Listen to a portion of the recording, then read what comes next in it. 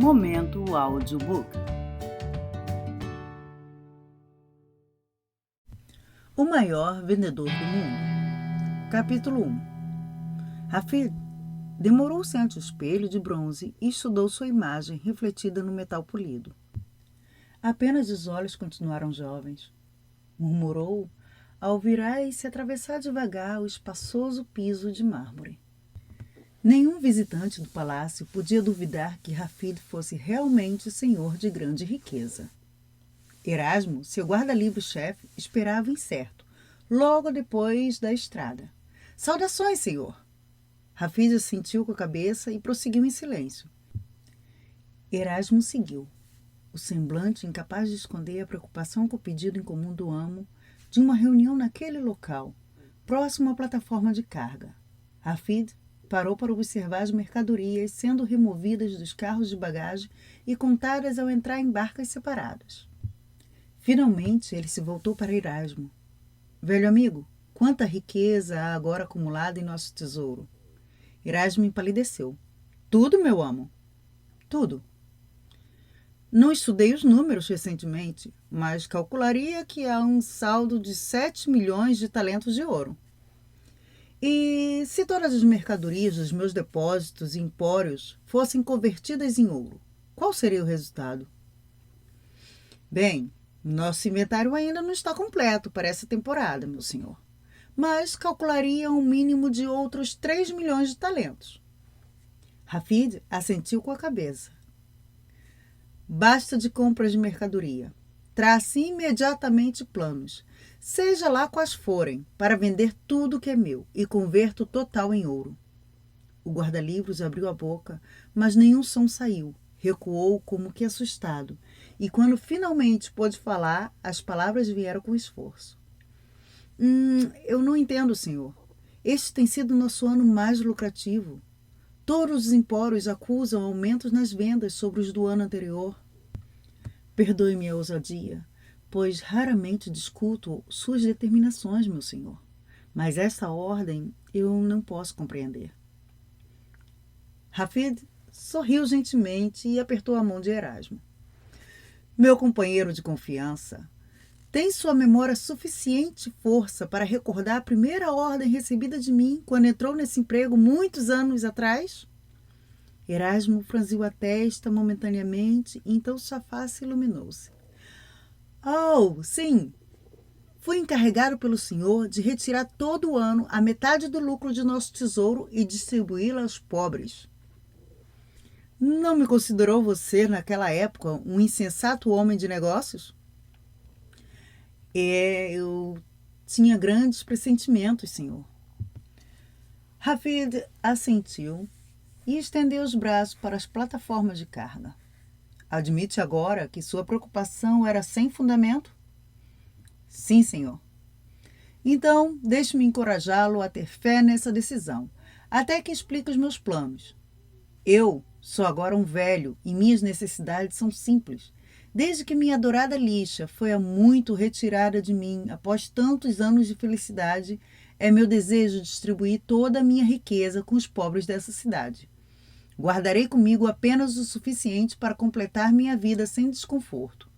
Além de fazer nosso inventário, desejo que você providencie os documentos necessários, que transferirão a propriedade de todo o empório àquele que o dirige para mim. Desejo também que você distribua 5.000 talentos de ouro entre esses administradores, como recompensa por seus anos de lealdade e para que eles possam reabastecer suas prateleiras da maneira que lhes agradar. Erasmo começou a falar, mas a mão erguida de Hafid o silenciou. A tarefa parece-lhe desagradável? O guarda-livros balançou a cabeça e tentou sorrir. Não, meu senhor. Apenas não posso entender seu raciocínio. Suas palavras são as de um homem cujos dias estão contados. É do seu caráter, Erasmo, que sua preocupação deva ser por mim ao invés de por você próprio. Não cogita você de algo para o seu futuro, quando o nosso império comercial for dispensado? Temos sido companheiros por muitos anos. Como posso agora pensar somente em mim? Hafid abraçou seu velho amigo e replicou. Não é necessário. Peço-lhe que transfira imediatamente 50.000 talentos de ouro para seu nome, e suplico-lhe que permaneça comigo até que uma promessa que fiz há muito tempo seja cumprida. Observada a promessa, legarei esse palácio e depósito a você, pois então estarei pronto para reunir minha lixa. O velho guarda-livros fitou o amo, incapaz de compreender as palavras que ouvira. 50.000 talentos de ouro, o palácio, o depósito. Não faço por merecer. Hafid assentiu com a cabeça. Sempre contei sua amizade como o meu maior bem. O que agora entrego a você é de pouca importância comparado à sua infindável lealdade. Você dominou a arte de viver não para si exclusivamente, mas para os outros, e essa preocupação timbrou-o acima de tudo como um homem entre os homens. Agora eu o incito a apressar a consumação dos meus planos. O tempo é o de mais precioso eu possuo, e a taça do tempo de minha vida está quase cheia. Erasmo voltou o rosto para ocultar as lágrimas. Sua voz embargou ao perguntar. E o que é essa promessa ainda por cumprir? Com quantos tenhamos sido irmãos, nunca ouvi o senhor falar de tal coisa. Hafid cruzou os braços e sorriu. Encontrá-lo-ei de novo ao desincumbir-se das minhas ordens desta manhã. Revelar-lhe-ei, então, um segredo que não partilhei com ninguém, exceto minha adorada esposa, por cerca de 30 anos. Capítulo 2. Então, sucedeu que uma caravana fortemente escoltada logo partiu de Damasco, transportando certificados de propriedades de ouro para aqueles que dirigiam cada um dos empórios de Hafid. Finalmente, após fazer a sua última parada no empório de Antípatris, estava a fim da missão da caravana. O mais poderoso império comercial de seu tempo não mais existia. Com o coração pesado de tristeza, Erasmo mandou avisar o amo que o depósito estava vazio e que os empórios não mais ostentavam a orgulhosa bandeira de Hafid. O mensageiro regressou com um pedido de que Erasmo se encontrasse imediatamente com o amo, próximo à fonte no peristilo. Hafid estudou o rosto de seu amigo e perguntou: "Fez tudo?" "Tudo, meu senhor." "Não se aflita, meu bom amigo, e siga-me." Então, os dois velhos amigos começaram a subir os degraus que levavam ao quarto, sob a cúpula do palácio. Erasmo notou que a guarda armada não mais existia. Finalmente ganharam o patamar e pararam, visto que ambos estavam quase sem fôlego pelo esforço da subida. Depois seguiram para o segundo patamar. E Hafid retirou a pequena chave do cinto, destrancou a pesada porta de carvalho e forçou-a com o corpo, com o que ela se abriu, rangendo. Erasmo hesitou até que seu amo acenasse para entrar, e então avançou timidamente para o quarto onde ninguém tivera permissão para entrar, por cerca de 30 anos. No ambiente cinzento e empoeirado, a luz irradiava de pequenas torres acima de Erasmo, que se agarrou ao braço de Hafid, até que seus olhos se acostumassem à semi-escuridão. Com um leve sorriso, Hafid observou Erasmo, que, locomovendo-se lentamente, saiu num quarto vazio, exceto por um pequeno baú de cedro iluminado por um feixe de luz solar num canto.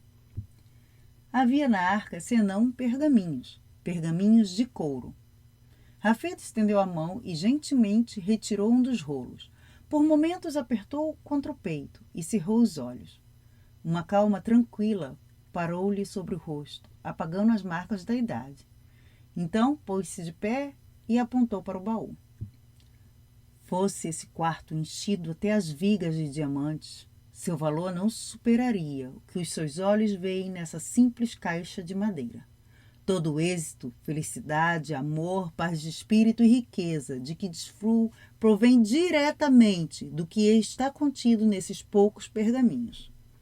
Meu débito para com eles e para com o sábio que os confiou ao meu cuidado não pode jamais ser retribuído. Assustado pelo tom de voz de Hafid, Erasmo recuou e perguntou: "É este o segredo que o senhor se referiu? Este baú se acha de alguma maneira ligado à promessa que o senhor tem de cumprir ainda?" A resposta é sim, a ambas as suas perguntas. Erasmo passou a mão pela testa molhada de suor e fitou Rafid com descrença. O que está escrito nesses pergaminhos que lhe confere valor maior que os diamantes? À exceção de um, todos esses pergaminhos contêm um princípio, uma lei ou uma verdade fundamental, escritos num único estilo, para ajudar o leitor a entender seu significado. Para se tornar um mestre na arte de vender, deve-se aprender e praticar o segredo de cada um desses pergaminhos. Quando se denominam esses princípios, tem-se o poder de acumular toda a riqueza que se deseja. Perdoe-me, meu amo, mas por que razão não partilhou esses princípios com outros, especialmente aqueles que labutam há tanto tempo com o Senhor? Se o Senhor sempre mostrou tanta generosidade em todas as outras questões, como é que todos que venderam pelo Senhor não ganharam a oportunidade de ler essas palavras de sabedoria e dessa maneira enriquecer também? Afinal de contas, todos seriam melhores vendedores, com tão valiosa sabedoria. Por que o Senhor manteve para si esses princípios por todos esses anos? Eu não tinha escolha. Há muitos anos atrás, quando esses pergaminhos foram a mim confiados, prometi sob juramento que partilharia seu conteúdo com apenas uma pessoa. Até hoje não entendo o raciocínio desse estranho pedido, mas ordenaram-me aplicar os princípios dos pergaminhos à minha própria vida, até que um dia alguém aparecesse e necessitasse, mais do que eu quando jovem, da ajuda e orientação neles contidos. Disseram-me que, mediante algum sinal, eu reconheceria essa pessoa, a quem deveria passar os pergaminhos, mesmo que tal pessoa não soubesse estar a procurá-los. Esperei com paciência, e enquanto esperava, apliquei esses princípios como me foi permitido fazer. Com sua sabedoria, tornei-me o que muitos chamam o maior vendedor do mundo. Assim como aquele que me legou esses pergaminhos foi proclamado o maior vendedor de seu tempo. Agora, Erasmo, talvez você entenda, afinal, por que algumas de minhas ações, através dos anos, lhe pareçam tão estranhas e impraticáveis, e, contudo, resultam em êxito. Sempre foram meus feitos e decisões guiados por esses pergaminhos. Portanto, não foi através de minha sabedoria que adquirimos tantos talentos de ouro. Eu fui apenas um instrumento de realização. Capítulo 3. Patos passeava de um lado para o outro, parando ocasionalmente quando então franzia a testa e balançava a cabeça para o jovem ajoelhado timidamente próximo à entrada da tenda. Finalmente assentou o corpo aflito no tapete bordado a ouro e acenou para o rapaz se aproximar. Jovem Rafid, você sempre foi como de minha família. Estou perplexo e embaraçado com o seu estranho pedido. Você não está contente com o seu serviço? Os olhos do rapaz estavam fixos no tapete. Não, senhor. Talvez o tamanho sempre crescente da nossa caravana tenha feito a sua tarefa de tratar camelos e dos burros grandes demais, é isso? Não, senhor. Então, por favor, repita o seu pedido. Inclua também em suas palavras a razão de tão incomum pedido. É meu desejo tornar-me um vendedor de suas mercadorias, meu senhor, em vez de guardador de camelos. Desejo ser como Haddad, Simão, Caleb e outros, que partem do nosso carro de bagagem com animais quase a rastejar com o peso de suas mercadorias e regressam com ouro para o Senhor, meu amo, e para eles também. Desejo melhorar minha baixa posição na vida. Como guardador de camelos não sou nada, enquanto, como vendedor para o Senhor, posso adquirir riqueza e êxito. O que lhe dá essa certeza, meu rapaz? Tenho ouvido frequentemente o senhor dizer que nenhum outro negócio ou ofício oferece mais oportunidade para uma pessoa se erguer da pobreza para a grande riqueza do que um vendedor. Petrus pôs-se a sentir com a cabeça, mas pensou um pouco e continuou a perguntar ao jovem. Crê você que é capaz de desempenhar suas funções como Haddad e os outros vendedores? Rafid mirou atentamente o ancião e replicou. Muitas vezes ouvi, por acaso, Caleb queixar-se com o Senhor dos azares que explicam sua falta de vendas, e muitas vezes ouvi o Senhor lembrar-lhe que qualquer um seria capaz de vender todas as mercadorias do seu depósito, meu Senhor, em pouco tempo se dedicasse a aprender os princípios e leis de venda. Se o Senhor crê que Caleb, a quem todos chamam de tolo, pode aprender esses princípios, não posso eu também adquirir essa sabedoria especial? Se você dominasse esses princípios, qual seria o grande sonho de sua vida? Rafid hesitou e depois respondeu. Tem-se repetido pela terra que o Senhor é um grande vendedor. O mundo jamais viu um império comercial tão grande como o que o Senhor construiu, com o domínio da arte de vender. Minha ambição é tornar-me maior que o Senhor, o maior mercador, o homem mais rico, o maior vendedor de todo o mundo. Patos recuou e estudou aquele rosto jovem e escuro. O cheiro dos animais estava em suas roupas, mas o jovem demonstrava pouca humildade nas maneiras. E o que fará com essa grande riqueza e espantoso poder que certamente o acompanharão? Farei como o Senhor. Minha família será provida com os melhores bens mundanos, e o resto dividirei com aqueles em privação. Patos balançou a cabeça. Riqueza, meu filho, não devia nunca ser seu grande sonho. Suas palavras são eloquentes, mas são meras palavras. A verdadeira riqueza é a do coração, e não da bolsa. Rafid hesitou. Não é o senhor rico, meu amo? O ancião sorriu da ousadia de Rafid. Rafid, no que toca à riqueza material, há apenas uma diferença entre mim e o mais baixo mendigo que ronda o palácio de Herodes. O mendigo pensa apenas em seu próximo prato de comida, e eu penso apenas naquele que será o meu último prato de comida. Não, meu filho, não aspire à riqueza e ao trabalho apenas para ser rico. Esforce-se, em vez disso, pela felicidade, para ser amado e amar, e, mais importante, para adquirir paz de espírito e serenidade. Rafid persistia. Mas essas coisas são impossíveis, senhor. Quem pode viver na pobreza com paz de espírito? Como se pode demonstrar amor por uma família se é incapaz de alimentá-la, vesti-la, dar-lhe casa para morar?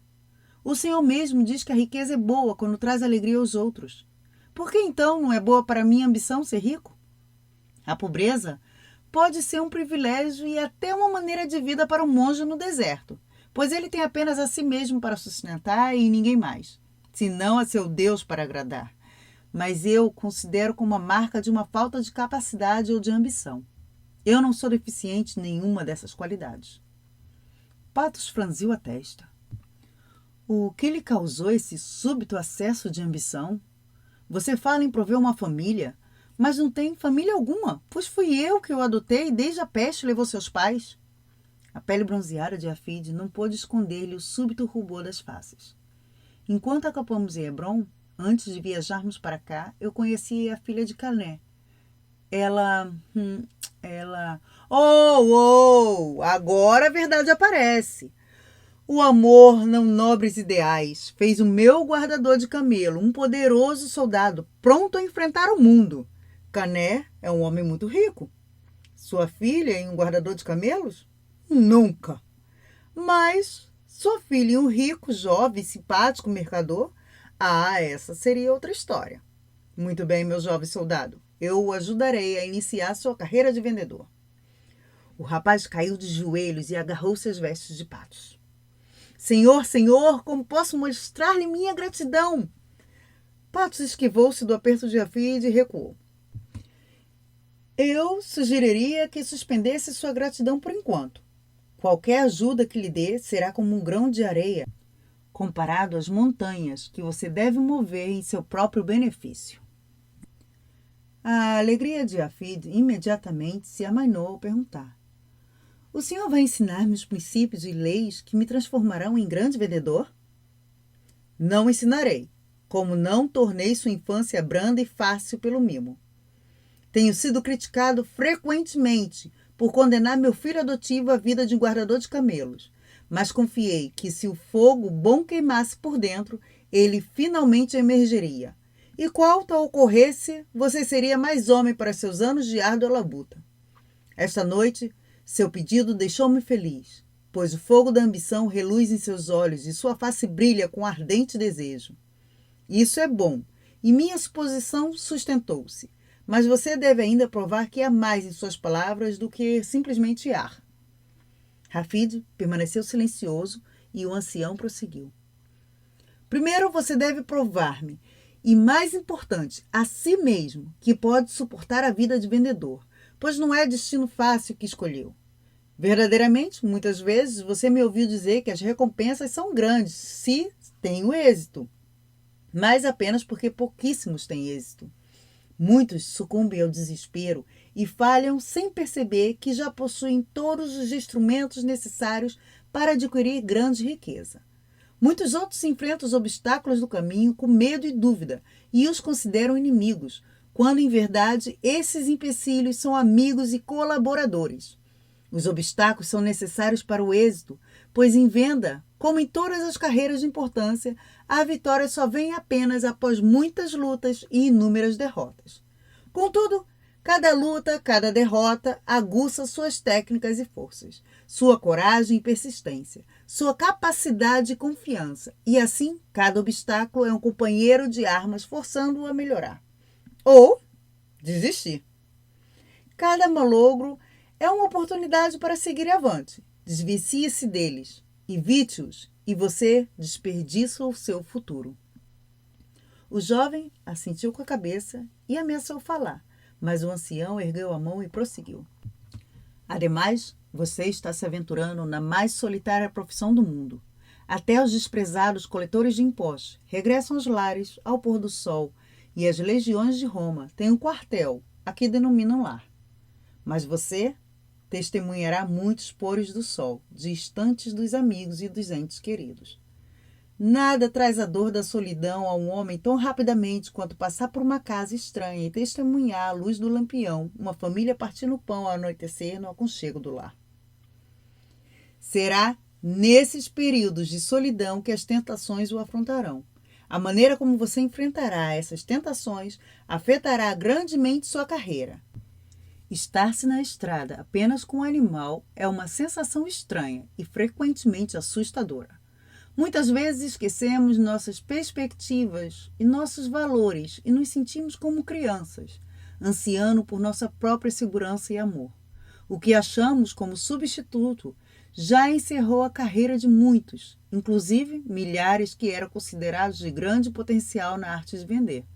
Ademais, não haverá ninguém para distraí-lo ou consolá-lo quando não vender nenhuma mercadoria. Ninguém, exceto aqueles que procuram separá-lo de sua algibeira. Eu serei cuidadoso e seguirei à risca o seu conselho, meu senhor. Então, vamos começar. Por enquanto, você não receberá mais nenhum conselho. Coloque-se diante de mim como um figo verde. Até que o figo amadureça, não pode ser chamado de figo. E até que você não se tenha exposto ao conhecimento e à experiência, não pode ser chamado de vendedor. Como começarei? Pela manhã. Você irá falar com o Silvio, no carro de bagagem. Ele deixará aos seus cuidados uma das nossas melhores e mais novas túnicas. Pegue a túnica e uma mula e parta ao amanhecer para Belém, a aldeia pela qual nossa caravana passou antes de chegar aqui. Nenhum de nossos vendedores jamais a visitou. Dizem que é uma perda de tempo, porque o povo é muito pobre. Mas há muitos anos atrás vendi 100 túnicas entre os pastores de lá. Permaneça em Belém até vender uma túnica. Rafida sentiu com a cabeça, tentando em vão ocultar a emoção. A que preço eu devo vender a túnica, meu amo? Debitarei 1 denário de prata em seu nome no meu livro. Ao voltar, você me devolverá 1 denário de prata. Guarde o que receber a mais como comissão, e assim, realmente, você próprio vai determinar o preço da túnica. Pode visitar a feira, que fica no portão leste, ou oferecer em cada porta da cidade, a qual eu estou certo, tem cerca de 1000. Certamente é concebível que uma túnica seja vendida lá, não acha? Rafida sentiu de novo, já pensando no dia seguinte. Patos colocou a mão gentilmente no ombro do rapaz. Não colocarei ninguém em seu serviço até que volte. Se descobrir que seu estômago não é para essa profissão, eu entenderei. E você não precisará se considerar um desfavor. Nunca se envergonhe de tentar e fracassar, pois se alguém nunca fracassou, é porque nunca tentou. Quando voltar, perguntarei detidamente a respeito de suas experiências. Só então decidirei como proceder para ajudá-lo a fazer com que seus vagos sonhos se concretizem. Hafid curvou-se e virou para sair, mas o ancião ainda prosseguiu. Filho, há um preceito que você deve guardar ao começar essa nova vida. Tenha-o sempre presente e vencerá obstáculos aparentemente impossíveis, que com certeza encontrará como todo aquele que tem ambição. Hafid esperou. Sim, senhor. O fracasso jamais o surpreenderá se sua decisão de vencer for suficientemente forte. Patos adiantou-se para o jovem. Você compreende todo o significado de minhas palavras? Sim, senhor. Repita-as então para mim. O fracasso jamais me surpreenderá se minha decisão de vencer for suficientemente forte. Capítulo 4. Hafid pôs de lado o pedaço de pão mordiscado e pensou em seu infeliz destino. Amanhã seria seu quarto dia em Belém e a única túnica vermelha que ele retirara tão confiante da caravana estava ainda no embrulho no lombo do animal. Dúvidas que assolavam todo vendedor desde o começo dos tempos passavam-lhe pela mente. Por que as pessoas não me dão ouvidos? Como atrair sua atenção? Por que fecham suas portas antes mesmo que eu tenha dito 5 palavras? Por que perdem o interesse pela minha conversa e se afastam? Será todo mundo pobre nessa cidade? O que posso dizer quando eles declaram que gostam da túnica, mas não podem pagá-la? Por que tantos me dizem para passar depois? Como os outros conseguem vender quando eu não consigo? Que medo é esse que me domina quando me aproximo de uma porta fechada e como posso vencê-lo? Será que o meu preço não faz par com os outros vendedores? Balançou a cabeça em desgosto pelo fracasso. Talvez não fosse aquela a vida para ele. Talvez devesse continuar como guardador de camelos e ganhar apenas moedas de cobre por dia de trabalho. Seus pensamentos voltaram-se então para Lixa e seu severo pai, Cané, e as dúvidas imediatamente o abandonaram. Aquela noite ele dormiria de novo nas colinas para conservar suas economias e na manhã seguinte venderia a túnica. Ademais, falaria com tal eloquência que conseguiria um bom preço por ela. Começaria cedo, logo após o alvorecer, e se instalaria próximo à fonte da cidade. Dirigir-se-ia a todos que se aproximassem e dentro de pouco tempo estaria retornando ao Monte das Oliveiras com prata nos bolsos. Em verdade, 4 dias era muito tempo para consumar a venda de apenas uma túnica. Mas ele sabia que se realizasse o feito em 4 dias, poderia aprender com Patos a realizá-lo em 3 e depois em 2 dias. Com o tempo, tornar-se-ia tão eficiente que venderia muitas túnicas numa só hora. Seria então verdadeiramente um vendedor de reputação. Amanhã, sabia, ia ser um dia melhor. Visto entender agora porque outros sempre se desviavam da aldeia empobrecida. Tinham dito que nada se vendia ali. E ele recordava essas palavras toda vez que alguém recusava comprar sua túnica. Patos, contudo, vendera centenas de túnicas ali muito tempo antes. Talvez os tempos tivessem sido diferentes, e afinal de contas, Patos era um grande vendedor. Uma cintilante luz vinda da gruta fê-lo apertar os passos. Temendo algum ladrão, ele correu para a entrada, pronto a derrubar o bandido e reaver seus bens. No entanto, a atenção imediatamente o abandonou à vista do que confrontava. Uma pequena vela, forçada numa fenda na parede da gruta, brilhava fracamente sobre um homem barbado e uma jovem, achegados intimamente. A seus pés, numa pedra esburacada, onde usualmente ficava a forragem do gado, dormia um menino. Hafid conhecia pouco de tais coisas, mas sentiu pela pele enrugada e sanguínea que o menino era recém-nascido. Para proteger do frio o menino que dormia, ambos os mantos, o do homem e o da mulher, cobriam-no todo, menos a cabecinha.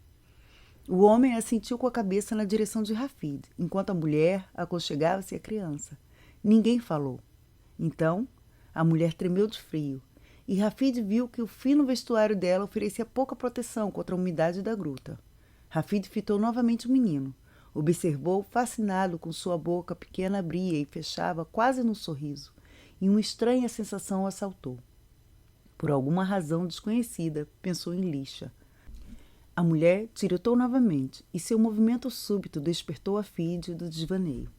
Após dolorosos momentos de indecisão, o suposto vendedor encaminhou-se para o seu animal, cuidadosamente desatou os nós, abriu o embrulho e retirou a túnica. Desdobrou-a e correu a mão sobre o tecido. A tintura vermelha reluziu com a luz da vela, e ele pôs ver o símbolo de Patos e o de Tola na parte de baixo, o círculo no quadrado e a estrela. Quantas vezes erguera essa túnica nos braços cansados nos últimos 3 dias? Parecia-lhe que conhecia toda a configuração e cada uma de suas fibras. Era realmente uma túnica de qualidade, com cuidado duraria uma existência. Rafid fechou os olhos e suspirou. Depois dirigiu-se com rapidez à pequena família. Ajoelhou na palha ao lado do menino e gentilmente retirou o manto do pai e depois o da mãe. Devolveu cada um ao seu dono. Ambos estavam chocados demais com a ousadia de Rafid para reagirem. Então, Rafid abriu a preciosa túnica vermelha e gentilmente agasalhou com ela a criança que dormia. A umidade do beijo da jovem mãe ainda estava na face de Rafid ao conduzir ele seu animal para fora da gruta. Diretamente acima dele encontrava-se a mais brilhante estrela que Rafid jamais vira. Fitou-a, até que seus olhos se encheram de lágrimas. Então puxou seu animal pelo caminho que levara à estrada principal de volta a Jerusalém e a caravana na montanha. Capítulo 5. Rafid seguiu devagar, a cabeça caída para não mais notar a estrela espalhando seu caminho de luz diante dele. Por que cometer um ato tão tolo? Não conhecia aquelas pessoas na gruta. Por que não tentara vender-lhes a túnica? O que diria Patos? E os outros? Eles rolariam no chão quando soubesse que dera de graça a túnica que se incumbira de vender. E para um menino desconhecido numa gruta. Rebuscou na cabeça uma história que pudesse contar a Patos. Talvez pudesse dizer que a túnica fora roubada de seu animal. Mas creria Patos em tal história? Afinal de contas, havia muitos bandidos na terra. E se Patos acreditasse, não seria então culpado de desleixo? Logo alcançou o caminho que levava ao jardim do Getsêmani. Desmontou e encaminhou-se cansadamente à frente da mula, até chegar à caravana. A luz do céu parecia a luz do dia, e um momento que temia rapidamente se avizinhou, assim que viu seu amo, Patos, do lado de fora da tenda, fitando os céus. Rafid permaneceu inerte, mas o ancião notou-o quase imediatamente. Havia pavor na voz de Patos quando se aproximou do jovem e perguntou: "Você veio diretamente de Belém?" "Sim, meu amo." "Não está alarmado por essa estrela o acompanhar?" "Não notei, senhor." "Não notou?" "Senti-me incapaz de sair desse lugar logo que a vi erguer-se sobre Belém, há quase 2 horas. Nunca vi estrela com mais cor e brilho. Logo que a vi, ela começou a mover-se e aproximar-se de nossa caravana. Agora que está bem em cima, você aparece, e pelos deuses, ela não se move mais." Patos acercou-se de Rafid e examinou a face do jovem enquanto perguntava: "Você participou de algum fato extraordinário lá em Belém?" "Não, senhor." O ancião franziu a testa como a pensar profundamente. Nunca conheci uma noite ou experiência tão grandiosa como essa. Rafid hesitou. "Eu também jamais esquecerei essa noite, meu senhor." Então alguma coisa realmente aconteceu. Como é que você voltou em hora tão tardia?" Rafid ficou em silêncio enquanto o ancião soltava, apalpando o embrulho do lombo da mula. "Está vazio! Êxito finalmente! Venha à minha tenda e conte-me o que se passou.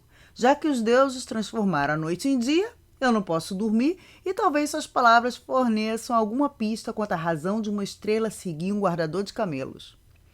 Patos reclinou-se na cama e ouviu de olhos fechados a longa história de Rafid e Belém, de infindáveis recusas, malogros e insultos. Vez por outra sentia com a cabeça, como quando Rafid descreveu o mercador de cerâmica que o expulsava corporalmente de sua loja, e sorriu ao ouvir de um soldado romano lhe atirar a túnica ao rosto quando o jovem vendedor se recusara a baixar o preço. Finalmente, Rafid, com a voz áspera e velada, descrevia as dúvidas que o haviam assaltado na hospedaria naquela mesma noite. Patos o interrompeu. Conte-me, Rafid, as dúvidas, uma por uma. O que lhe passou pela cabeça quando se sentou lamentando a sorte? Após Rafid nomeá-las todas, dando o melhor de sua memória, o ancião perguntou. Agora, que pensamento finalmente entrou-lhe pela cabeça e expulsou as dúvidas, dando-lhe nova coragem para se decidir a tentar de novo vender a túnica no dia seguinte? Rafid ponderou sua resposta por um momento e então disse: Eu pensei apenas na filha de Cané. Mesmo naquela imunda hospedaria, eu sabia que jamais poderia vê-la outra vez se fracassasse. E então, a voz de Rafid faltou. Mas eu falhei a ela de qualquer forma. Falhou? Eu não entendo. Você não voltou com a túnica? Em voz tão baixa que Patos teve de se curvar à frente para ouvir, Rafid contou-lhe o incidente da gruta, o menino, a túnica. Enquanto o jovem falava, Patos relanceava os olhos repetidamente pela entrada aberta da tenda e pelo brilho além, que ainda iluminava o chão do campo. Um sorriso ganhou forma em seu rosto perplexo e ele não notou que o rapaz interrompera a história e soluçava. Logo os soluços amainaram e houve apenas um silêncio na grande tenda. Rafid não ousava fitar o amo. Fracassara e provara que não estava em condições de ser mais do que um simples guardador de camelos. Combateu a ânsia de virar-se de um salto e fugir da tenda. Sentiu então a mão do grande vendedor no ombro e forçou-se a olhar o amo nos olhos. Meu filho, esta viagem foi de muito lucro para você. Não, senhor. Para mim, foi. A estrela que o seguiu curou-me de uma cegueira que ainda reluto em admitir. Explicar-lhe-ei isso depois que regressarmos a Palmira. Agora, faço-lhe um pedido. Sim, meu amo.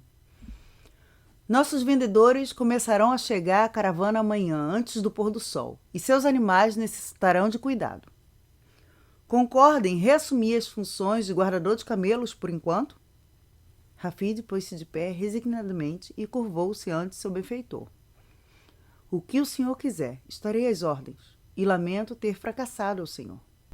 Vá então, e prepare o regresso dos nossos homens. Encontrar-nos-emos em Palmira.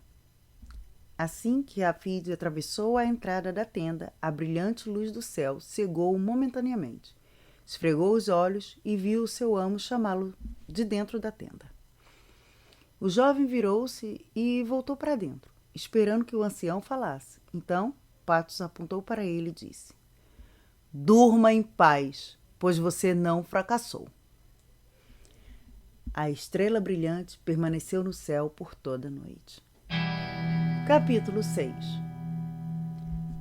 Existe ainda dentro de você a vontade de se tornar um grande vendedor? Sim, meu senhor. O ancião assentiu com a cabeça. Então, que assim seja. Planejara gastar muito mais tempo com você, mas, como pode ver, há outros planos para mim. Embora me considere um bom vendedor, sinto-me incapaz de vender à morte seu afastamento de minha porta. Ela tem esperado há dias, como um cão faminto à porta de nossa cozinha. Como cão, ela sabe que finalmente encontrara a porta aberta. Um acesso de tosse interrompeu Patos e Rafid continuou inerte, enquanto o ancião lutava com a falta de ar. Finalmente a tosse parou e Patos sorriu com debilidade. Nosso tempo juntos é breve, de maneira que vamos começar. Primeiro, retire o pequeno baú de cedro debaixo da cama. Há muitos anos, quando minha posição era inferior à de um guardador de camelos, tive o privilégio de socorrer um viajante do Oriente que fora atacado por 2 bandidos. Ele insistiu que eu salvara sua vida e quis recompensar-me, embora eu não procurasse nenhuma recompensa. Como eu não tinha família nem economias, convenceu-me a voltar com ele para sua casa e família, onde fui aceito como um dos seus. Um dia, depois de me acostumar à minha nova vida, ele me apresentou esse baú. Dentro havia 10 pergaminhos de couro, todos numerados. O primeiro continha o segredo de aprender. Os outros continham todos os segredos e princípios necessários para tornar-me uma pessoa de grande êxito na arte de vencer. Então, a seguir, foi-me ministrada todos os dias a palavra sábia dos pergaminhos, e com o segredo de aprender do primeiro pergaminho, finalmente memorizei palavra por palavra de todos os pergaminhos, até que elas se tornassem parte de minhas maneiras e de minha vida. Elas se tornaram hábito. Finalmente, recebi de presente com o baú contendo os 10 pergaminhos, uma carta selada e uma bolsa com 50 moedas de ouro. A carta selada não era para abrir, até que meu lado ativo estivesse fora de vista. Despedi-me da família e esperei até alcançar a rota comercial para Palmeira, antes de abrir a carta. A carta, em essência, mandava-me tomar as moedas de ouro, aplicar o que aprendera dos pergaminhos e começar uma nova vida. Mandava-me ainda partilhar sempre a metade da riqueza adquirida, fosse ela qual fosse, com outras pessoas menos afortunadas, mas que não desse os pergaminhos de couro nem os partilhasse com ninguém, até o dia em que eu recebesse o sinal especial que dissesse quem fora o próximo escolhido para recebê-los. Hafid balançou a cabeça. Não entendo, senhor. Explicarei. Permaneci à espera dessa pessoa e do sinal por muitos anos, e enquanto esperava, apliquei o que aprendi dos pergaminhos para acumular uma grande fortuna. Quase cheguei a acreditar que tal pessoa jamais apareceria antes da minha morte, até que você regressou de sua viagem a Belém. Meu primeiro pressentimento de que você fora escolhido para receber os pergaminhos veio-me quando você apareceu sob a estrela brilhante que o seguira de Belém. Em minha alma, tentei compreender o significado desse fato, mas resignei-me a não desafiar as ações dos deuses. Então, quando você disse que cedera a única túnica que significava tanto para você, algo dentro de minha alma falou e disse que minha longa procura terminara. Descobrira finalmente aquele a quem for ordenado ser o próximo a receber o baú. Estranho, mas, logo que soube ter descoberto a pessoa certa, a energia de minha vida começou lentamente a se esvair. Agora, vejo-me próximo do fim, mas minha longa procura terminou e eu posso partir desse mundo em paz.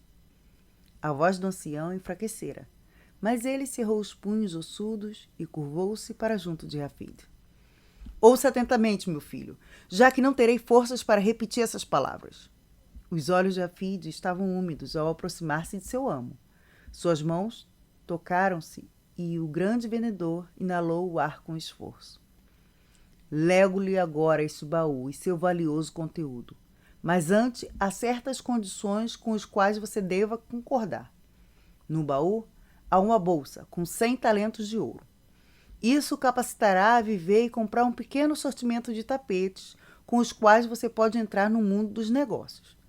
Poderia deixar-lhe grande riqueza, mas isso seria um terrível desserviço. Muito melhor é que você se torne o maior e mais rico vendedor do mundo, sozinho. Como vê, não me esqueci do seu grande sonho.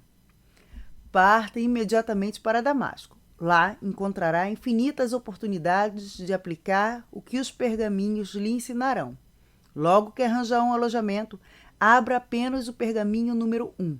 Leia-o repetidamente, até entender por completo o método secreto que ele descreve e que você usará para aprender os princípios do êxito em vendas contido em todos os outros. Então, logo aprenda de cada pergaminho, pode começar a vender os tapetes que comprou.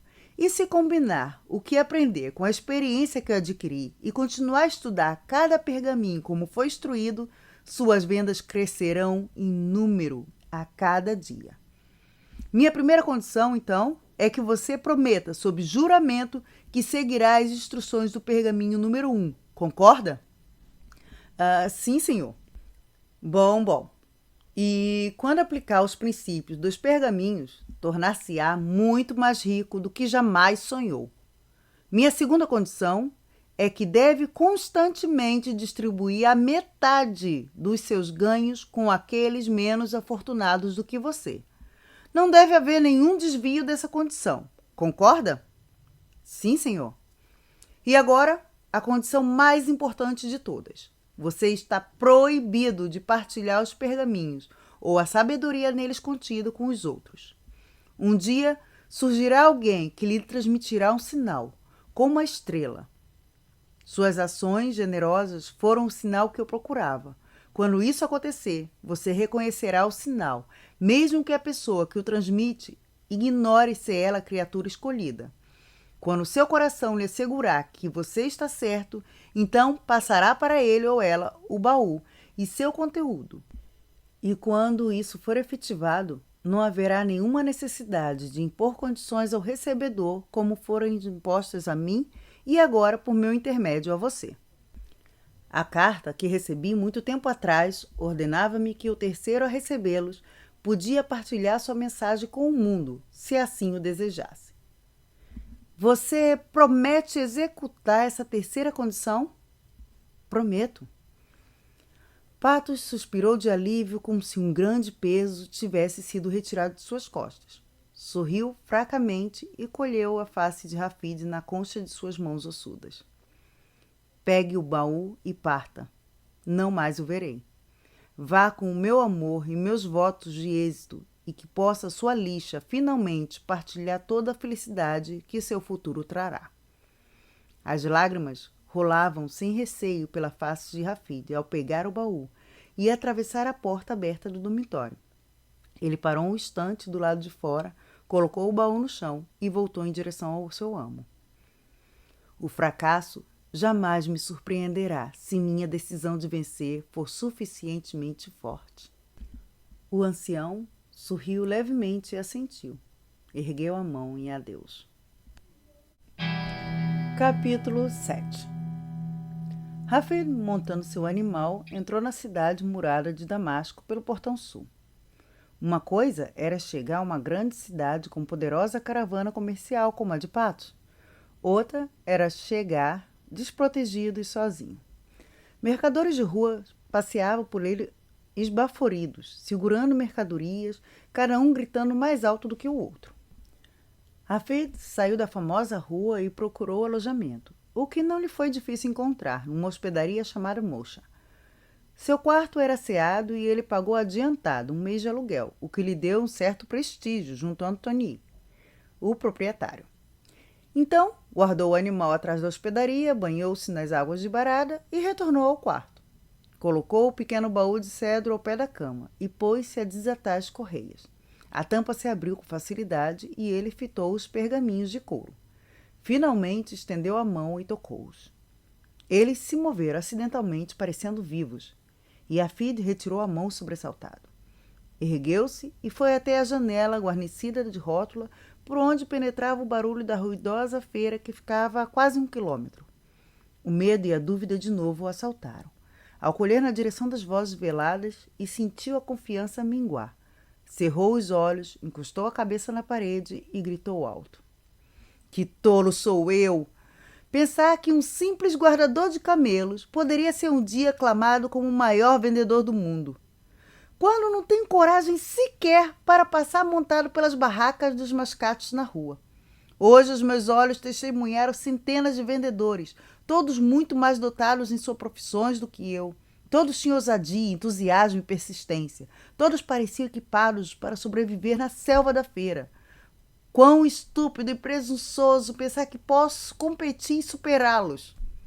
Patos, meu Patos, temo que fracassarei com o senhor novamente. Atirou-se à cama e, cansado de viajar, soluçou até dormir. Amanhecia quando despertou. Antes mesmo de abrir os olhos, ouviu o canto dos pássaros. sentou-se então e fitou com indiferença o pardal empoleirado na tampa aberta do baú dos pergaminhos. Ele correu para a janela, lá fora, milhares de pardais em bandos, nas figueiras e sicômoros, cada um saudando o dia com seu canto. Ao olhar, alguns pousaram na beirada da janela, mas, ao menor movimento de Hafid, rapidamente voaram para longe. Voltou-se então e fitou novamente o baú. Seu visitante alado aprumou a cabeça e olhou também o jovem. Hafid aproximou-se lentamente com as mãos estendidas e o pássaro pulou-lhe para a palma da mão. Milhares de sua espécie estão lá fora, medrosos, mas você teve a coragem de atravessar a janela. Então ocorreu-lhe um pensamento e ele passou as mãos nas aberturas das grades. Eram tão pequenas, parecia quase impossível o pardal haver entrado. Foi quando recordou a voz de Patos e repetiu alto as palavras. O fracasso jamais me surpreenderá se minha decisão de vencer for suficientemente forte. Voltou para o baú e estendeu a mão.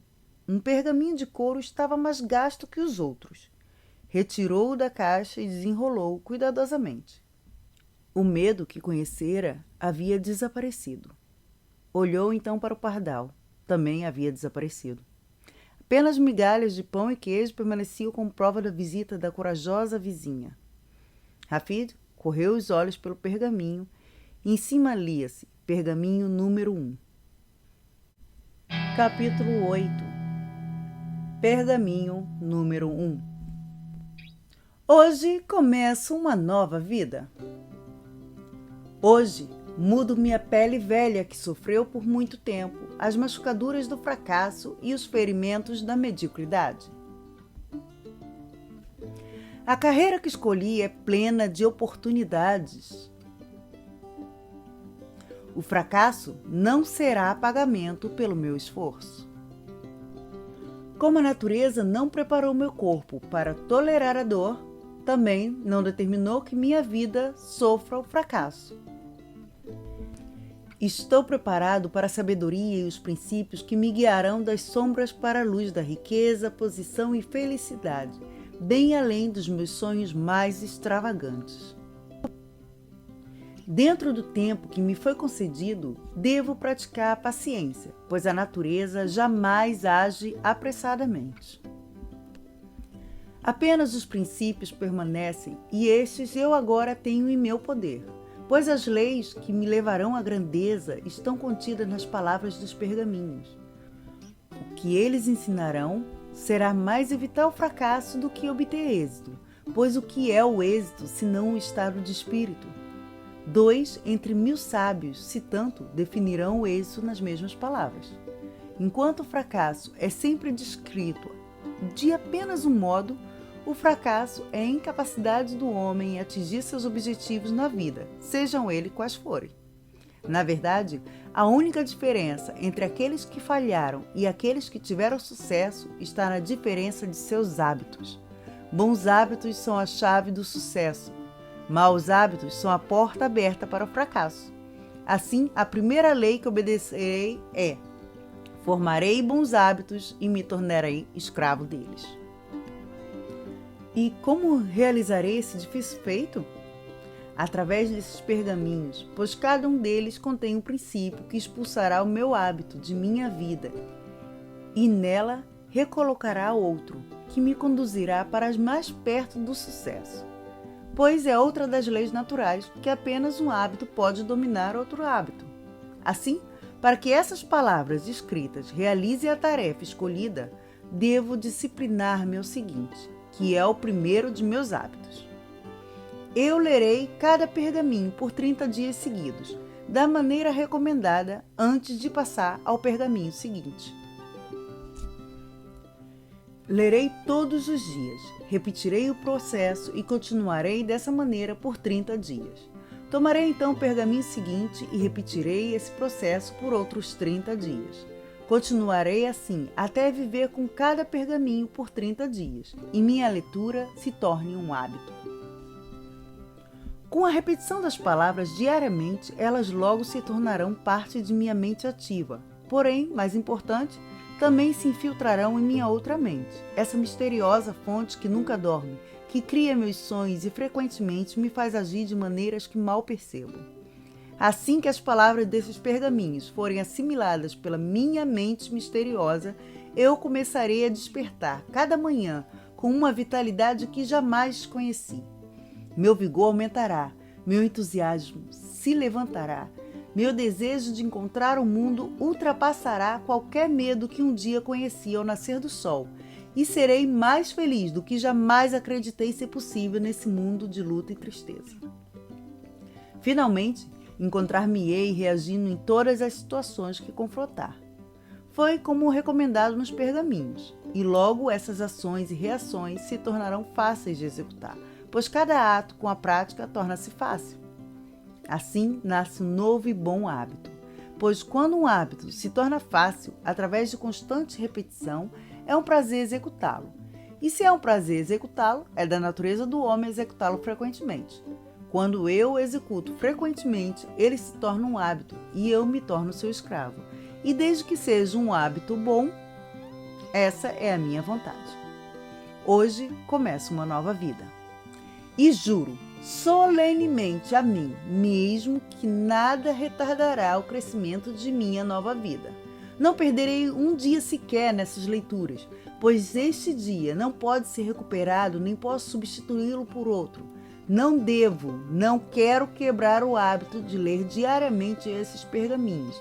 E, em verdade, os poucos momentos passados cada dia com este hábito são apenas um pequeno preço a pagar pela felicidade e êxito que serão meus. Ao ler e reler as palavras dos pergaminhos, nunca permitirei que a brevidade ou a simplicidade de suas palavras me faça encarar a mensagem como se fosse superficial.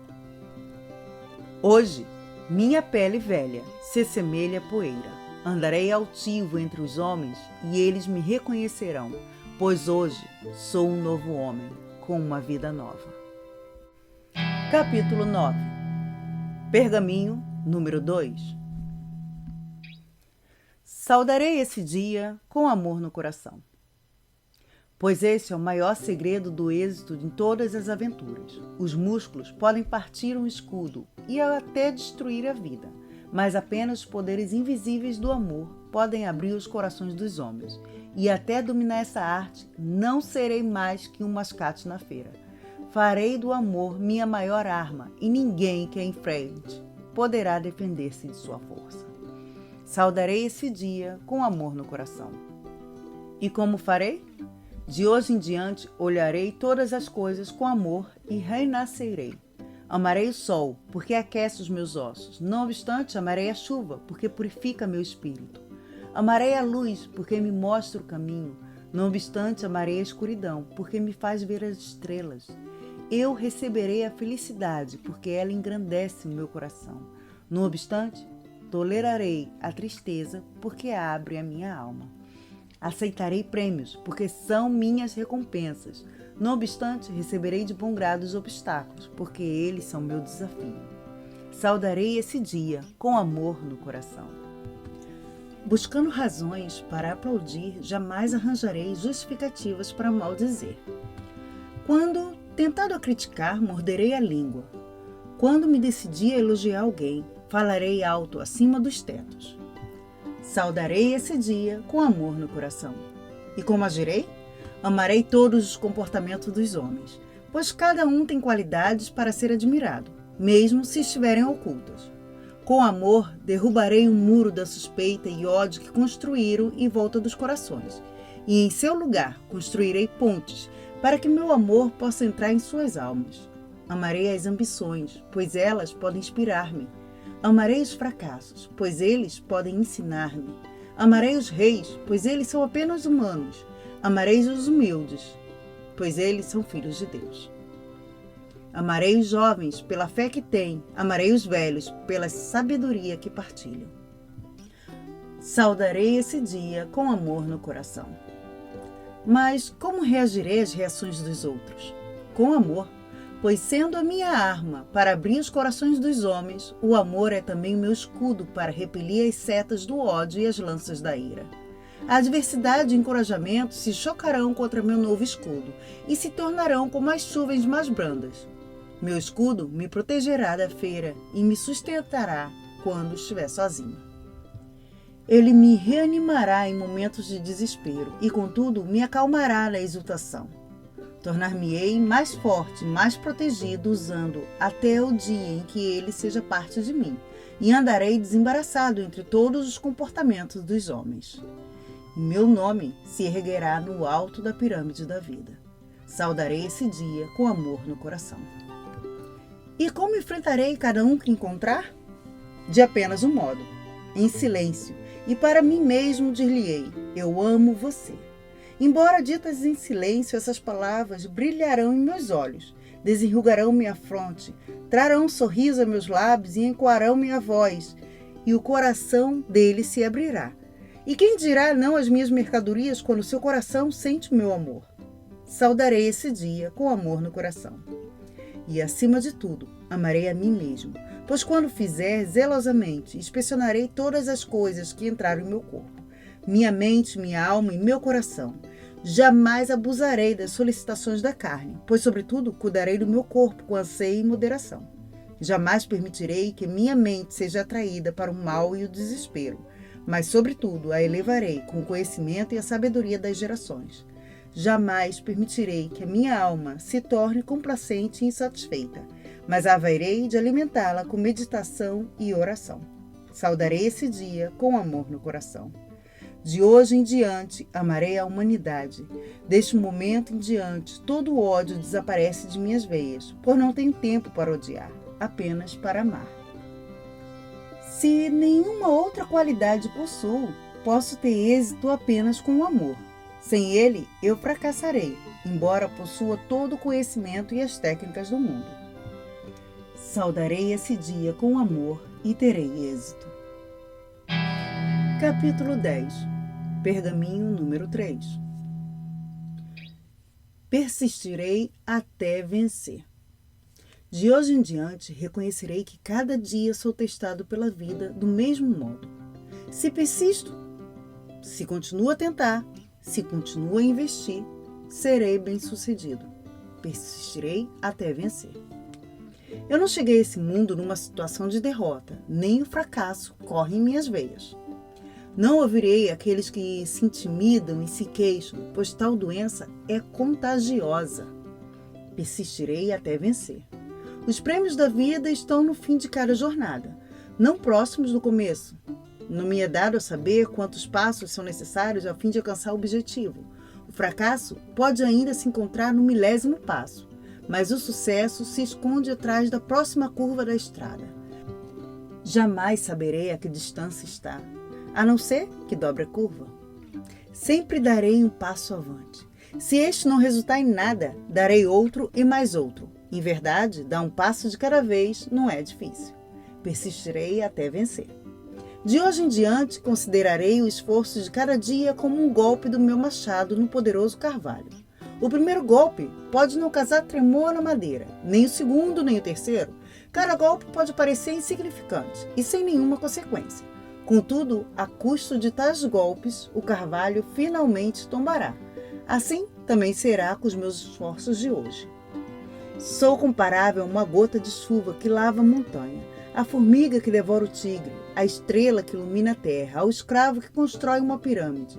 Construirei meu castelo com um tijolo de cada vez, pois sei que pequenas tentativas repetidas completarão qualquer empreendimento. Persistirei até vencer.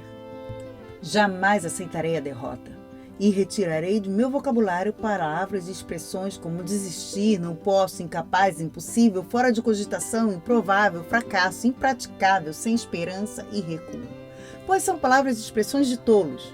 Evitarei o desespero, mas se essa doença da mente me contagiar, então prosseguirei, mesmo em desespero. Trabalharei firme, permanecerei, ignorarei os obstáculos sob meus pés e manterei meus olhos firmes nos objetivos acima de minha cabeça, pois sei que onde um deserto árido termina, a grama verde nasce. Persistirei até vencer. Eu me lembrarei das velhas leis comuns e as usarei em meu benefício. Persistirei com o conhecimento de que cada fracasso em vender aumentará minha oportunidade de êxito na tentativa seguinte. Eu persistirei até vencer. Tentarei, tentarei, tentarei de novo. Cada obstáculo considerarei como um mero atraso em relação ao objetivo e um desafio à minha profissão. Persistirei e desenvolverei minhas técnicas como um marinheiro devolve a sua, aprendendo a escapar da fúria de cada tempestade. Persistirei até vencer. De hoje em diante, aprenderei e aplicarei outro segredo importante para o sucesso do meu trabalho. Ao findar de cada dia, independente de êxito ou fracasso, tentarei efetuar mais uma venda. Quando os meus pensamentos acenarem com o caminho de casa ao meu corpo cansado, resistirei à tentação de partir. Tentarei novamente. Farei uma tentativa, mas para fechar com vitória. E se fracassar, farei outra. Jamais terminarei o dia com um fracasso.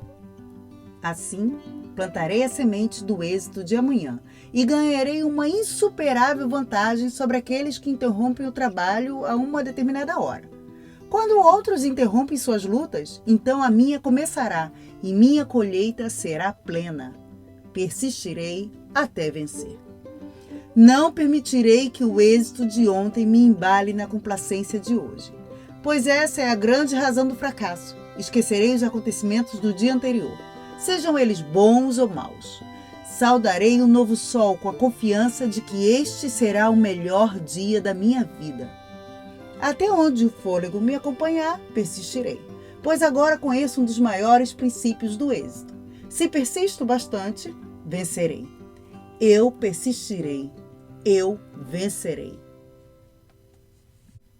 Capítulo 11. Pergaminho número 4. Eu sou um milagre da natureza. Desde o começo dos tempos, jamais houve outro com a minha mente, meu coração, meus olhos, meus ouvidos, minhas mãos, meu cabelo, minha boca. Ninguém que me antecedeu, ninguém que ainda vive, ninguém que virá pode andar e falar e pensar exatamente como eu.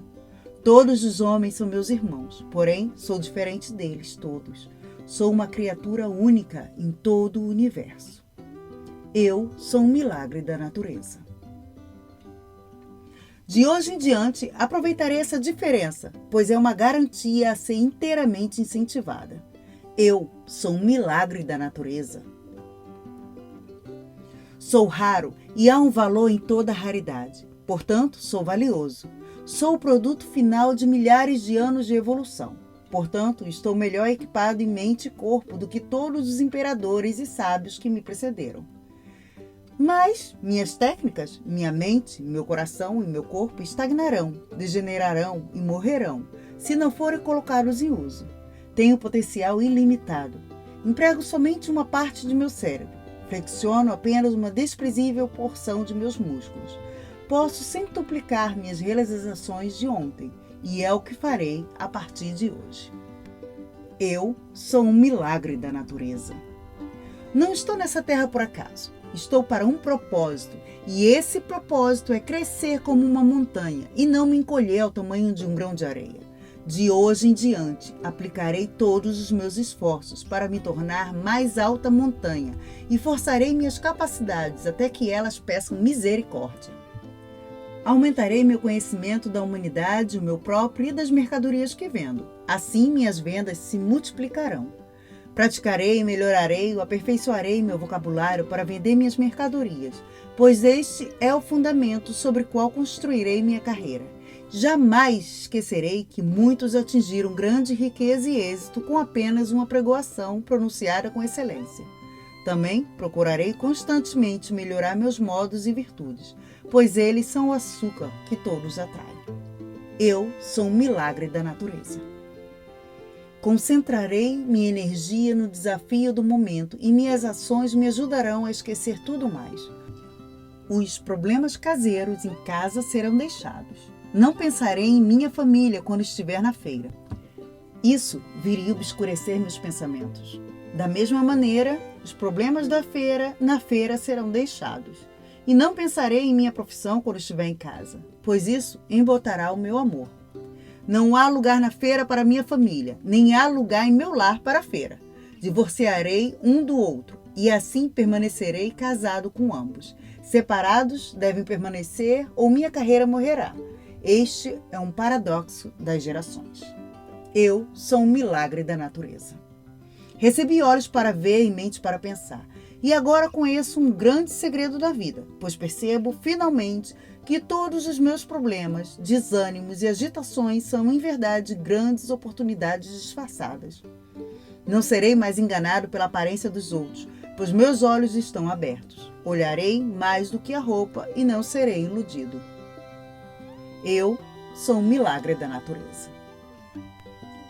Nenhum animal, nenhuma planta, nenhum vento, nenhuma chuva, nenhuma pedra, nenhum lago teve o mesmo começo que eu, pois fui concebido em amor e trazido à luz com um propósito. No passado não havia examinado esse fato, mas de hoje em diante ele modelará e norteará a minha vida. Eu sou um milagre da natureza. E a natureza não conhece derrota. Por fim ela emerge vitoriosa e assim emergirei eu. E após cada vitória, a próxima luta se torna menos difícil. Vencerei e me tornarei um grande vendedor, pois sou uma pessoa única no universo. Eu sou um milagre da natureza. Capítulo 12. Pergaminho número 5. Viverei hoje como se fosse meu último dia. E agora, o que farei com esse último e precioso dia que resta em meu poder? Primeiro, tamparei seu conteúdo de vida para que nenhuma gota se derrame na areia. Não desperdiçarei um momento sequer cultivando os infortúnios e as derrotas do ontem, as dores de coração, pois por que deveria eu desperdiçar o bem lembrando-me do mal?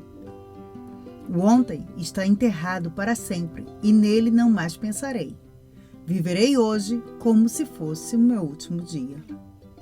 E agora o que farei? Esquecendo o ontem, para também não pensarei no futuro.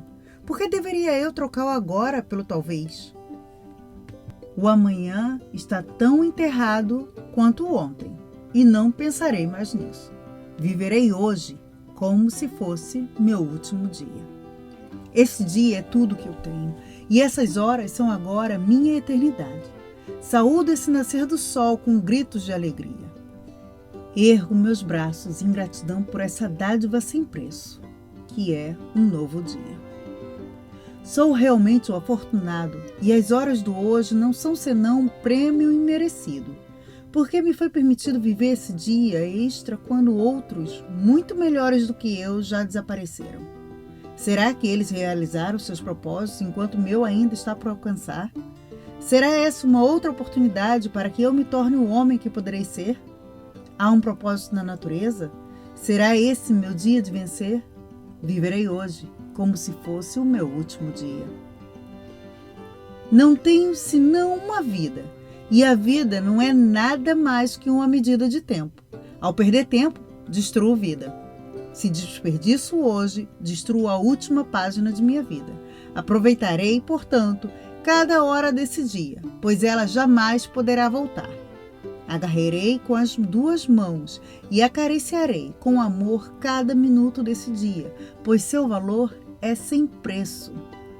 Viverei hoje como se fosse o meu último dia. De hoje em diante, sei que cortejar a ociosidade é roubar alimento, roupa e calor daqueles que amo. Não sou ladrão, sou um homem de amor. E hoje é minha oportunidade de provar meu amor em minha grandeza.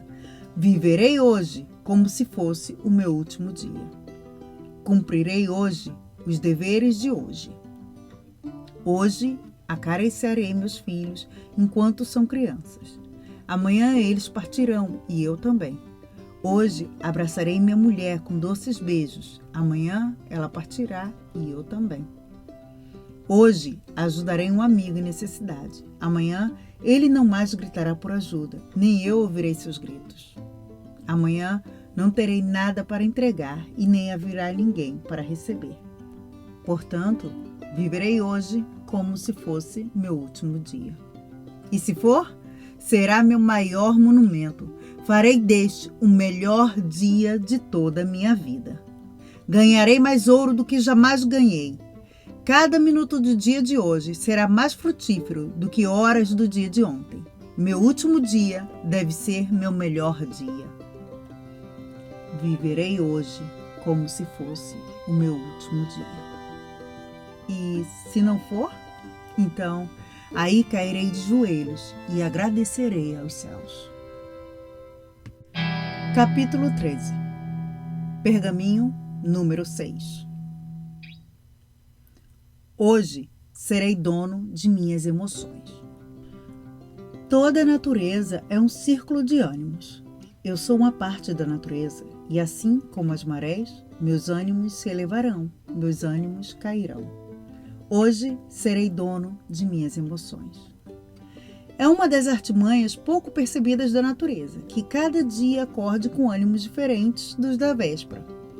A alegria de ontem será a tristeza de hoje. Já a tristeza de hoje se transformará na alegria de amanhã. Dentro de mim uma roda constantemente a girar, da tristeza para a alegria, da exultação para a depressão, da felicidade para a melancolia. Hoje, eu serei dono das minhas emoções. E como dominar essas emoções para que cada dia seja produtivo? Pois, a não ser que meu ânimo seja forte, o dia será um fracasso. As árvores e as plantas dependem da temperatura para florescerem, mas eu farei minha própria temperatura. Sim, eu a transportarei comigo. Hoje, eu serei dono das minhas emoções. E como dominarei minhas emoções para que cada dia traga felicidade e seja produtivo? Aprenderei esse segredo das gerações. Fraco é aquele que permite que seus pensamentos controlem suas ações. Forte é aquele que força suas emoções a controlar seus pensamentos. Cada dia ao acordar, seguirei esse plano de batalha antes que seja capturado pelas forças da tristeza, da lamúria ou do fracasso.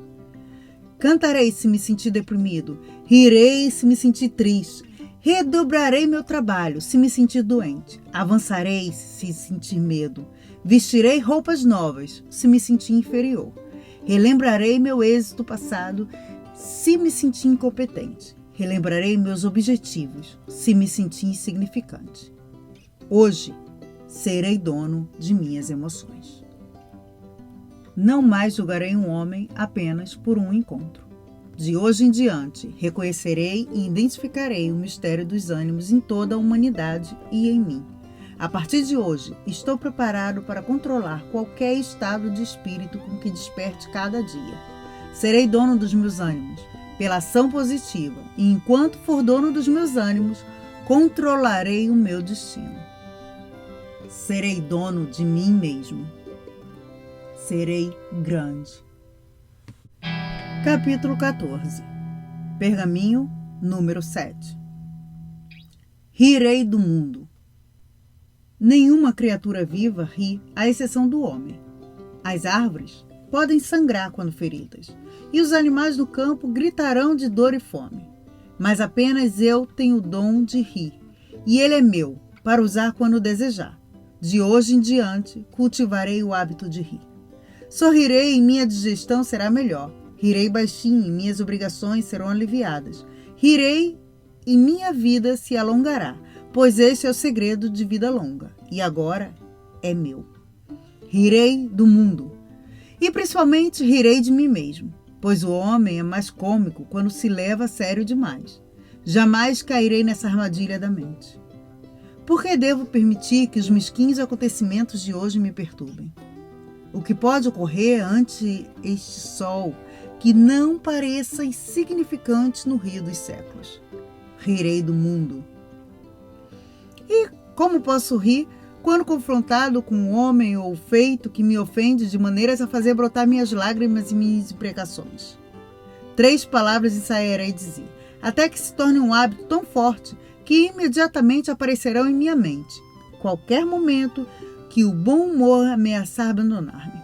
Essas palavras, passadas pelos antigos, me conduzirão por toda a adversidade e permanecerão em minha vida em equilíbrio. As 3 palavras são: isso também passará. Rirei do mundo, pois todas as coisas ditas, na verdade, passarão. Quando estiver abatido pelo desgosto, devo consolar-me, pois isso também passará. Quando estiver esfunado com êxito, devo advertir-me de que isso também passará. Quando estiver carregado de riqueza, direi para mim mesmo que isso também passará. Sim, Pois em verdade, onde está aquele que construiu as pirâmides? Não está soterrado dentro de sua pedra? E também não serão as pirâmides soterradas pela areia? Se todas as coisas um dia passarão, por que deveria eu preocupar-me com o hoje? Rirei do mundo. E com os meus risos, todas as coisas serão reduzidas ao seu real tamanho. Rirei dos meus fracassos, e eles desaparecerão nas nuvens de novos sonhos. Rirei dos meus êxitos, e eles se encolherão aos seus reais valores.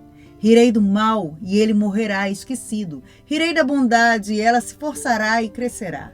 Cada dia será triunfante, apenas quando meus sorrisos provocarem sorriso nos outros. Rirei do mundo. E enquanto rir, jamais serei pobre. É esta, então, uma das maiores dádivas da natureza, e eu não mais a desperdiçarei. Apenas com o sorriso e a felicidade posso eu realmente tornar-me um êxito. Apenas com o sorriso e a felicidade posso apreciar os frutos do meu trabalho. Se assim não fosse, muito melhor seria fracassar, pois a felicidade é o vinho que aguça o sabor da comida.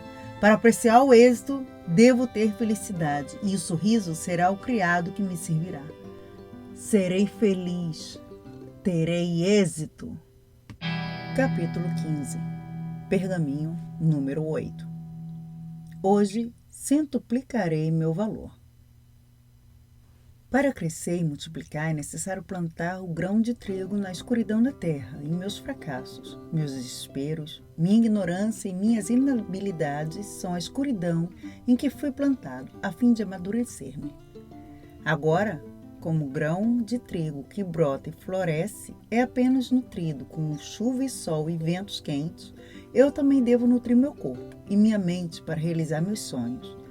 Mas, para crescer a grande altura, o trigo deve esperar pelos caprichos da natureza. Eu não necessito esperar, pois tenho o poder de escolha, meu próprio destino. Hoje, centuplicarei meu valor. E como realizarei isso? Primeiro, estabelecerei objetivos para cada dia, cada semana, cada mês, cada ano e para minha vida. Ao estabelecer meus objetivos, pensarei em meu melhor desempenho no passado e os centuplicarei. Este será o padrão sobre o qual viverei no futuro. Jamais me preocuparei com a elevada altura dos meus objetivos. A altura dos meus objetivos não me apavorará, embora possa tropeçar frequentemente antes de alcançá-los. Se tropeçar, levantar-me-ei, e minhas quedas não me preocuparão, pois todos os homens devem tropeçar muitas vezes para alcançar a glória. Apenas os vermes é livre da preocupação de tropeço. Eu não sou um verme. Que os outros construam uma caverna com seus barros. Eu construirei um castelo com o meu. Hoje, centuplicarei meu valor. E assim como o sol aquece a terra para fazer com que brote a semente de trigo, também as palavras desses pergaminhos aquecerão minha vida e transformarão meus sonhos em realidade. Hoje, superarei toda a ação que executei ontem. Subirei a montanha do hoje com o extremo de minha capacidade. Amanhã, subirei mais alto que hoje. E no dia seguinte, mais alto do que na véspera. Superar os feitos dos outros é importante. Superar meus próprios feitos é tudo. Hoje, centuplicarei o meu valor. Serei meu próprio profeta.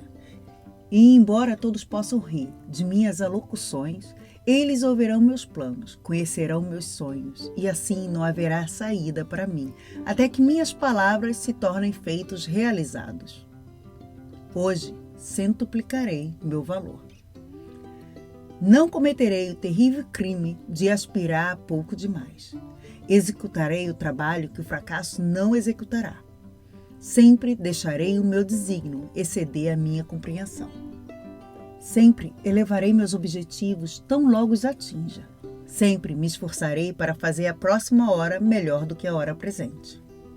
Contudo, jamais proclamarei minhas realizações. Deixarei, ao contrário, que o mundo se aproxime de mim com louvores e eu os possa ter a sabedoria de recebê-lo com humildade.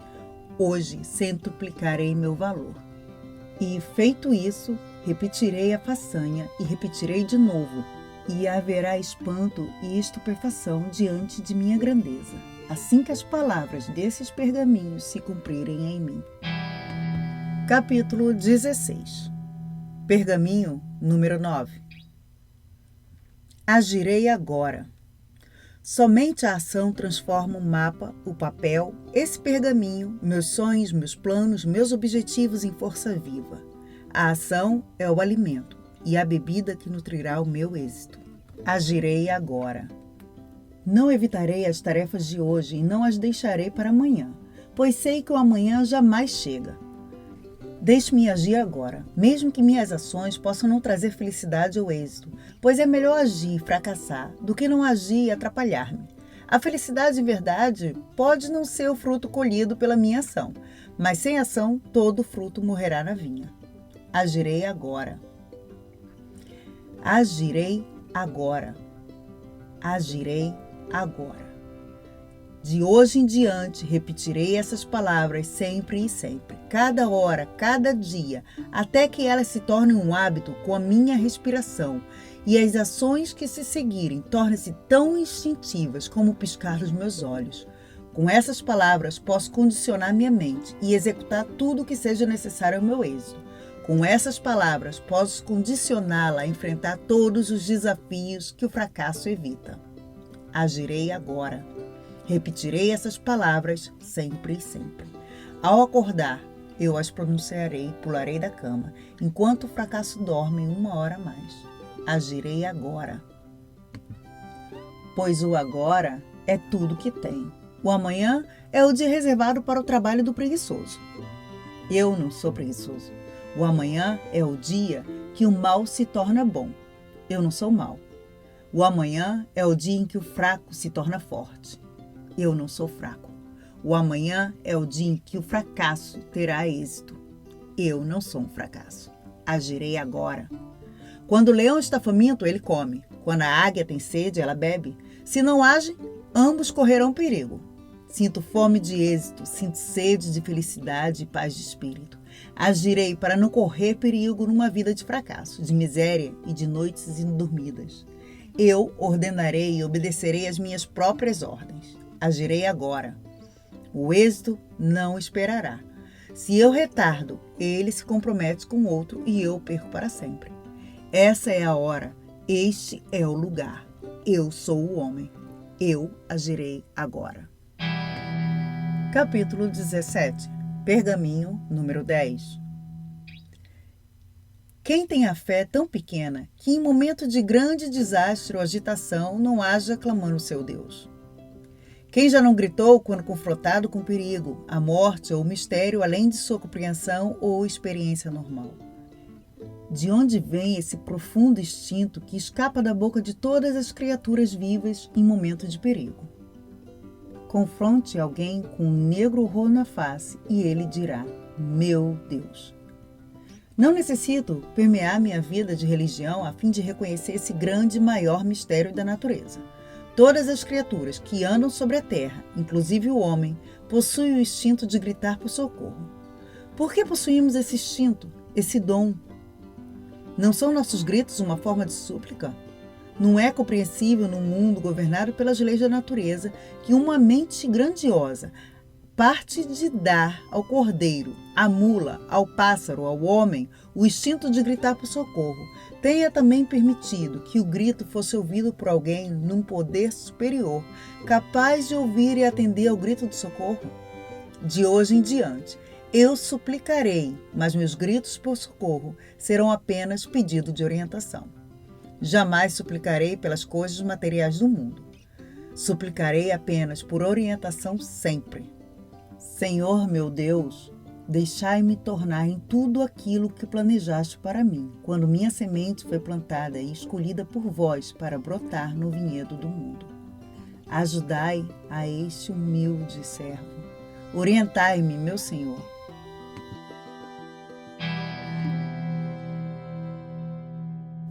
Capítulo 18. E assim sucedeu que Rafide esperou em seu solitário palácio por aquele que iria receber os pergaminhos. O ancião, tendo apenas o guarda-livros de confiança por companhia, contemplava as estações irem e virem, e com a chegada das enfermidades da velhice, ficava apenas calmamente sentado no jardim coberto. Ele esperou. Ele esperou quase 3 anos após a distribuição de suas riquezas mundanas e na dispersão de seu império comercial. E então, do deserto do Levante, surgiu a figura delgada e coxeante de um estranho que chegou a Damasco e seguiu direto pelas ruas até parar ante o palácio de Rafid. Erasmo, comumente um modelo de cortesia e sobriedade, permaneceu resoluto à porta, assim que o estranho repetiu seu pedido. Eu desejava falar com vosso amo. A aparência do estranho não era de inspirar confiança. Rotas e emendadas com corda estavam suas sandálias. Feridas e arranhadas as pernas escuras, chagas em muitos lugares, e do corpo pendia uma frouxa e esfarrapada tanga de camaleão.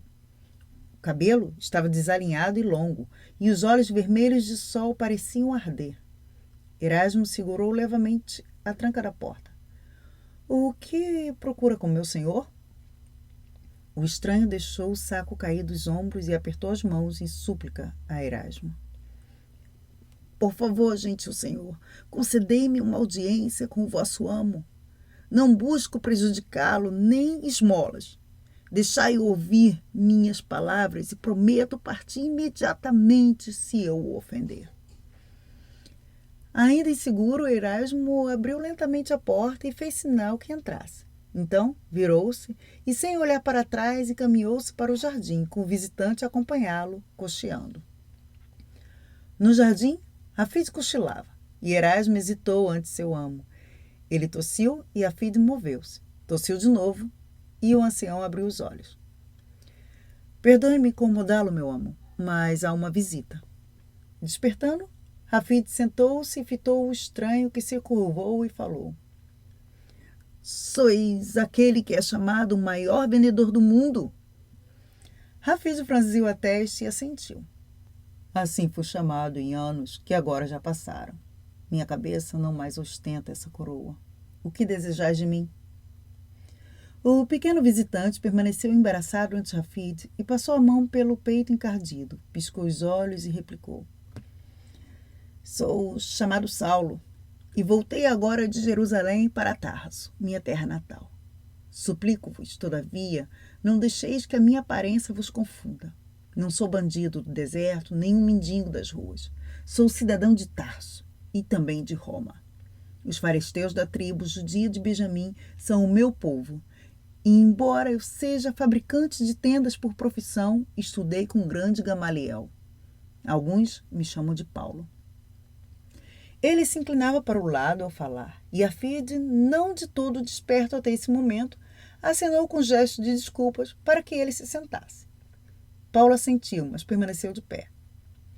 Eu vim a vós em busca de orientação e ajuda que apenas vós podereis dar-me. Permitis, Senhor, contar-nos minha história? Erasmo em pé atrás do estranho balançou a cabeça violentamente, mas Rafid fingiu não notar. Ainda sonolenta, examinou o intruso com cuidado e então assentiu. Estou velho demais para levantar os olhos. Sente-se aos meus pés e eu o ouvirei. Paulo pôs o saco de lado e ajoelhou-se, próximo ao ancião, que esperava em silêncio. Há 4 anos atrás, porque o acumulado conhecimento que meus excessivos anos de estudo cegara meu coração para a verdade, fui testemunhar pública do apedrejamento em Jerusalém, de um santo homem chamado Estevão. Ele fora condenado à morte pelo Sinédrio por blasfêmia contra o nosso Deus. Rafid o interrompeu com embaraço na voz. Eu não entendo minha ligação com essa atividade. Paulo ergueu a mão como para acalmar o ancião. Explicarei rapidamente. Ele era seguidor de um homem chamado Jesus, que menos de 1 ano antes do apedrejamento do Estevão fora crucificado pelos romanos. A culpa de Estevão residia na insistência de que Jesus era o Messias, cuja chegada fora prevista pelos profetas judeus, e que o tempo conspirava com Roma para matar esse filho de Deus. Tal censura, as autoridades só poderia ser punida com morte, e como vos disse, eu participei. Ademais, pelo meu fanatismo e zelo juvenil, O sumo sacerdote do templo confiou-me a missão de viajar para Damasco à procura de todo seguidor de Jesus e, encontrando-o, trazê-lo acorrentado a Jerusalém para a punição. Isso foi, como eu disse, 4 anos atrás. Erasmo olhou para a filha espantado, pois havia no rosto do ancião um olhar jamais visto pelo leal guarda-livro em muitos anos. Apenas o jorro da fonte se ouvia no jardim, quando Paulo prosseguiu. Então, ao aproximar-se de Damasco, com morte no meu coração, surgiu do céu um súbito facho de luz. Recordo-me que não me assustei, mas caí ao chão, e embora não pudesse ver, ouvi uma voz em meu ouvido dizer: Saulo, Saulo, por que me persegues? E eu perguntei: Quem és tu? E a voz respondeu: Eu sou Jesus, a quem persegues, mas levanta-te e entra na cidade, e serás avisado do que fazer. Ergui-me e fui levado pelas mãos dos meus companheiros a Damasco. E lá não fui capaz de comer ou beber por 3 dias, enquanto permaneci na casa de um seguidor do crucificado. Fui então visitado por outro seguidor, chamado Ananias, que disse ter sido visitado numa visão e avisado para vir a mim. Ele passou a mão em meus olhos e pude ver de novo. Foi-me então possível comer e beber e recuperar as forças. Rafid curvou-se para a frente e inquiriu: O que ocorreu depois? Fui levado à sinagoga, e minha presença como perseguidor dos seguidores de Jesus amedrontou-lhes o coração. Mas fiz uma pregação, e minhas palavras o confundiram, pois falei que aquele que fora crucificado era realmente o Filho de Deus. E todos que me ouviram suspeitaram de um truque de minha parte para enganá-los, pois não causara eu a matança em Jerusalém? Não pude convencê-los de minha mudança de coração e muitos tramaram a minha morte. Então fugi e retornei a Jerusalém. Em Jerusalém, os acontecimentos de Damasco repetiram-se. Nenhum dos seguidores de Jesus se aproximou de mim, conquanto soubessem de minha pregação em Damasco. Não obstante, continuei a pregar em nome de Jesus, mas inutilmente. Em todo lugar que falava, despertava o ódio daqueles que ouviram. Até que um dia fui ao templo, e no pátio, enquanto assistia à venda de pombos e cordeiros para o sacrifício, a voz veio-me novamente. Então, o que disse? Perguntou Erasmo, sem poder conter-se. Rafid sorriu para seu velho amigo e fez sinal para Paulo continuar. A voz disse: Tiveste a palavra por quase 4 anos, mas pouco mostraste a luz. Não falei eu em parábolas para que todos entendessem? Pegarás poucas moscas com vinagre, retorna a Damasco e procura aquele que é aclamado como o maior vendedor do mundo. Se deves espalhar minha palavra pelo mundo, deixa que ele te mostre a maneira de o fazer. Rafid relanceou os olhos rapidamente em Erasmo, e o velho guarda-livros sentiu a impronunciada pergunta. Era este, então, aquele por quem ele tanto esperava? O grande vendedor curvou-se para a frente e colocou a mão no ombro de Paulo. Falai-me sobre Jesus. A voz bem viva, com nova força e volume, Paulo falou de Jesus e de sua vida. Enquanto os dois ouviam, falou da longa espera judia por um Messias que viria e os uniria num povo e independente reino de felicidade e paz. Falou de João, o Batista, e da chegada, no palco da história, de alguém chamado Jesus, dos milagres realizados por esse homem e dos seus sermões à multidão, da revivificação do morto, do tratamento dado aos vendilhões, falou ainda da crucificação, do sepultamento, da ressurreição. Finalmente, como para dar maior impacto ao seu relato, Paulo enfiou a mão no saco que estava ao lado e dali retirou uma vestimenta vermelha, que colocou no colo de Rafid. Senhor, aí tendes todos os bens mundanos deixados por esse Jesus. Tudo o que possuía, ele distribuiu com o mundo, incluindo a vida. E ao pé da cruz, soldados romanos disputaram, nos dados essa túnica. Vinha possuí-la por meio de muito esforço e procura, quando estive por último em Jerusalém. A face empalidecida de Rafid e suas mãos tremeram ao abrir a túnica manchada de sangue. Alarmado com a aparência de seu amo, Erasmo aproximou-se do ancião. Rafid continuou a abrir a vestimenta até encontrar aquela pequena estrela bordada no tecido, a marca de Tola, cujo símbolo compunha as roupas vendidas por Patos. Próximo à estrela, um círculo bordado dentro de um quadrado, a marca de Patos. Sob os olhares de Paulo e Erasmo, o ancião ergueu a túnica e roçou-a gentilmente contra a face. Rafid balançou a cabeça. Impossível. Milhares de outras túnicas foram fabricadas por Tola e vendidas por Patos nos anos da sua grande carreira de negócios. Ainda apertando contra si a túnica e falando num murmúrio. Rafid perguntou: Dizei-me o que saiba do nascimento de Jesus. Paulo respondeu: Ele deixou nosso mundo com pouco, entrara nele com menos ainda. Nasceu numa gruta em Belém ao pouco do recenseamento feito por Tibério. O sorriso de Rafid parecia quase infantil aos dois homens e eles olhavam perplexos, pois lágrimas também rolavam de sua face enrugada. Ele enxugou-as com as mãos e perguntou: E não foi a mais brilhante estrela que o homem já viu, a que brilhou sobre o berço daquela criança? Paulo abriu a boca, mas não pôde falar, nem era necessário. Rafid abriu os braços, chamou Paulo a si, e então as lágrimas de ambos se confundiram. Finalmente o ancião ergueu-se e acenou para Erasmo: Meu leal amigo, vá à torre e traga o baú. Encontramos, afinal, o nosso vendedor.